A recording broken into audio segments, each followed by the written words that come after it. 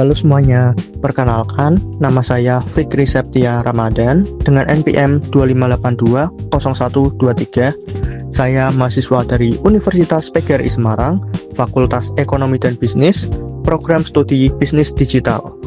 Pada kesempatan kali ini, saya akan mempresentasikan tugas ujian akhir semester untuk mata kuliah Kreatif Ekonomi yang berjudul Analisis Peluang Pasar dan Strategi Digital Subsektor Animasi dengan mengambil studi kasus animasi Tekotok.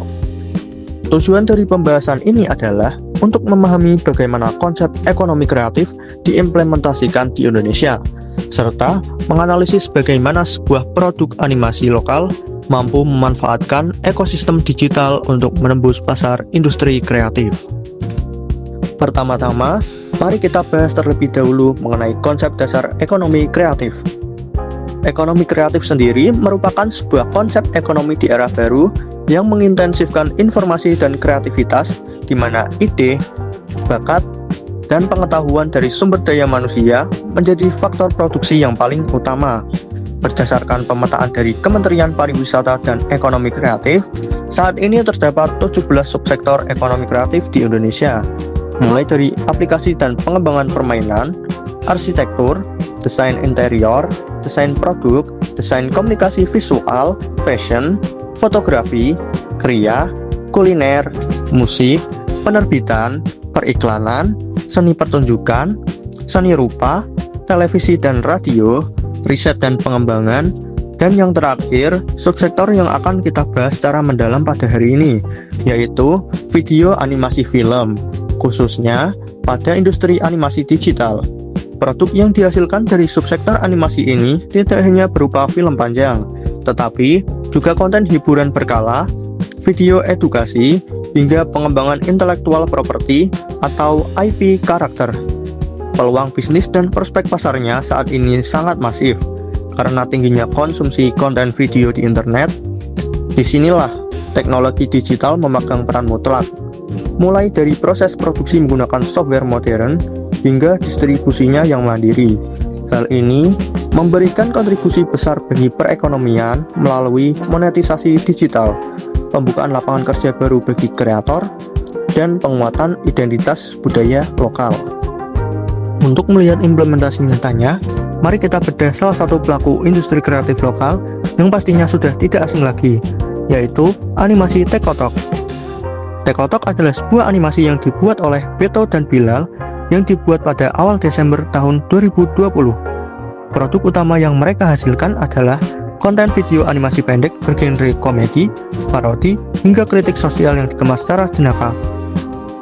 Walaupun gaya visual karakternya dibuat sangat sederhana dan minimalis, kekuatan utama Tekotok justru terletak pada penulisan cerita atau storytellingnya yang sangat kuat. Jika kita analisis dari strategi pemasaran, Tekotok menggunakan pendekatan konten marketing yang sangat cerdas. Mereka memanfaatkan algoritma video vertikal di TikTok, Reels Instagram, dan YouTube Short dengan mengangkat topik-topik yang sedang viral di masyarakat atau relatable dengan kehidupan sehari-hari. Hal ini membuat konten mereka sangat mudah dibagikan ulang oleh audiens dan menciptakan efek viral yang konsisten. Dari sisi pemanfaatan teknologi digital, seluruh ekosistem Tekotok berjalan secara digital. Produksinya menggunakan software animasi modern yang efisien, dan monetisasinya didapatkan murni dari ranah digital seperti Google AdSense, TikTok Creator Funds, hingga kerjasama digital atau endorsement dengan berbagai brand besar. Tentu, ada tantangan yang dihadapi, seperti ketatnya persaingan algoritma dan tuntutan konsistensi produksi yang cepat. Namun, peluang pengembangannya masih sangat luas, mulai dari ekspansi ke merchandise fisik, kolaborasi IP, hingga adaptasi karakter ke ranah game mobile.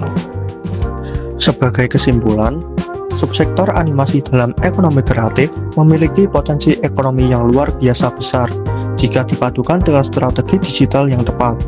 Tekotok telah membuktikan bahwa keterbatasan visual bukanlah hambatan utama, asalkan kreativitas ide dan kejelian membaca pasar digital dapat dieksekusi dengan optimal.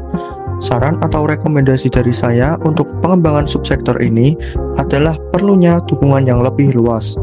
baik dari pemerintah maupun institusi pendidikan, berupa pelatihan teknik software dan pemahaman hak kekayaan intelektual atau HQ bagi para kreator muda, agar industri animasi Indonesia semakin maju dan berdaya saing global. Demikian presentasi dari saya. Terima kasih atas perhatiannya dan sampai jumpa.